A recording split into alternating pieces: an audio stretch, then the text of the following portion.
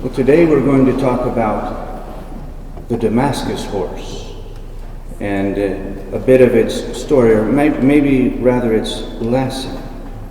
Well, first of all, you know the history of what happened in St. Paul's conversion. His name was Saul before. He was riding a great big old horse on his way to fight against God.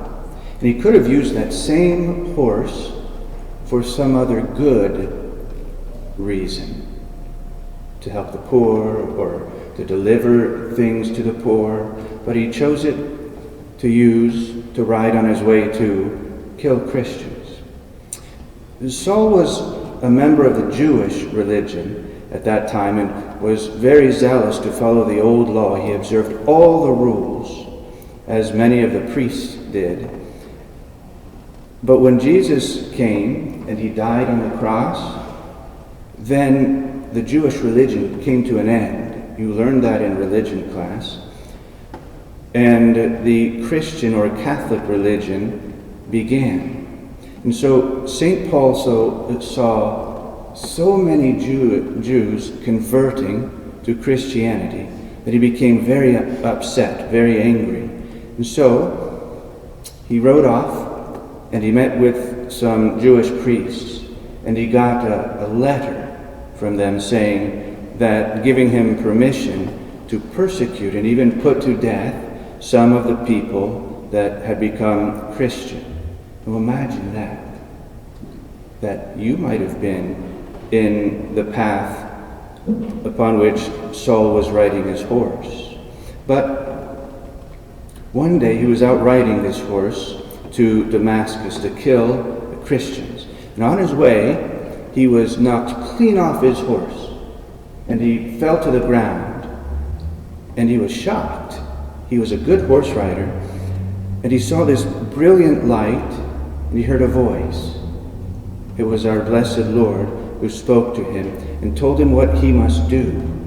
He must go to a certain town and meet a certain man, Ananias, and he was to be baptized, and he would be healed of his blindness. It's a beautiful story, I think, that shows, first of all, we should never give up on someone's conversion.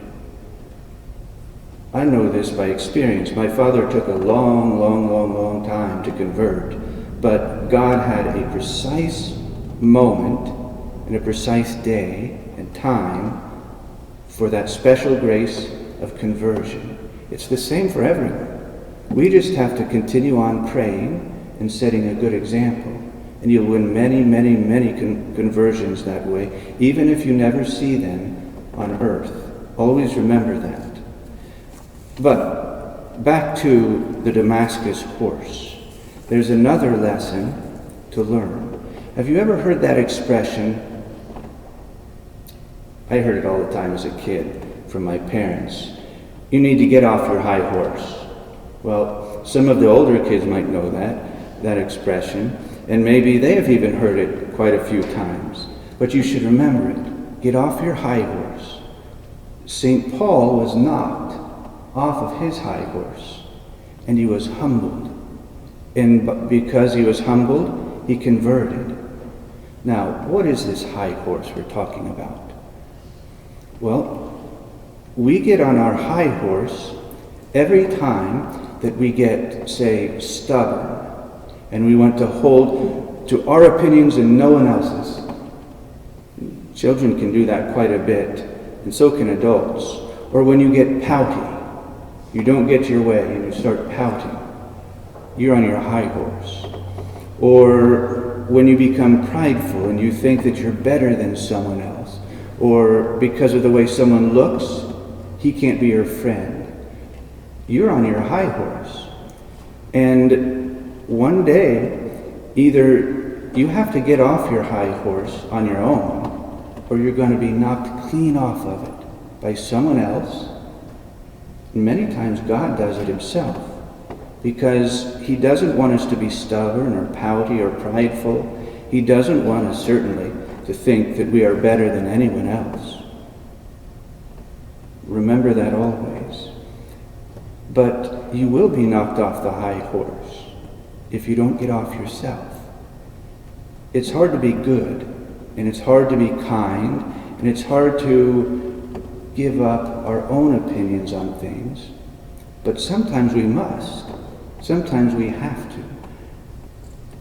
And it takes a lot of grace.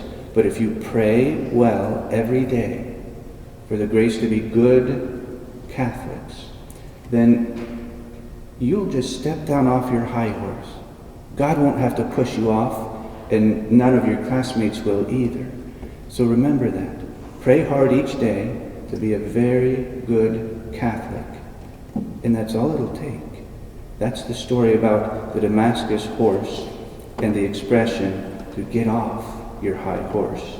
In the name of the Father, and of the Son, and of the Holy Ghost. Amen.